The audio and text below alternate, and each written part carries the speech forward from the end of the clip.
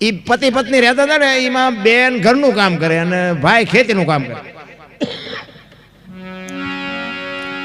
એમાં બેન એક દી રસોઈ બનાવતા હતા ને, એમાં એક પાપડનું પડીકું ઘરમાં પીડ્યું હતું. તે રોજ એમને આડું આવતું હોય છે કે લે શેકી નાખું, રોજ મને નડે છે, હું મારો ઘરવાળો બે ખાઈશું. શેક્યા પાપડ ને ઓલો આવ્યો ઘરે, હાથ પગ ધોઈને જમવા બેઠો. બેને જે બધું રસોઈ બનાવી હતી એ બધું આપ્યું, પાપડ મૂક્યા. હવે જો એ સાનો માનો ખાઈ લેતો તો વાંધો નહીં, પણ એને જ વંટોળીઓ ચડાવ્યો. આપણે પાછા હખણાત ન રહી.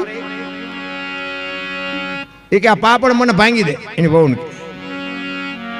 એની વહુ કે ભગવાને તમને હાથ નથી આપી. કે તું મારી વહુ છું, હું કહું એમ તારે કરવું પડે. ભાંગી દેશ કે નથી ભાંગી દીધી? એ કે હું તમારી વહુ છું એમાં ચા ના પાડી, પણ કે તમને ભગવાને હાથ નથી આપ્યા. એ કે પાપડ ભાંગી દેવાના છે કે નથી ભાંગી દેવાના? એ કે ભાંગી દે કે નથી ભાંગી દેવાનો? બાપુ પાપડ નો ભાંગ્યો, ઘર ભાંગી ગયો. એ રખડે બે. ઘર ભાંગી ગયું, પાપડ નો ભાંગ્યો. હવે કે સમાધાન કરાવો ને, હવે તમારથી પાપડ નો ભાંગે બૈરા રે. આવા વંટોળિયા હું કામને સડાવો રિયા રિયા.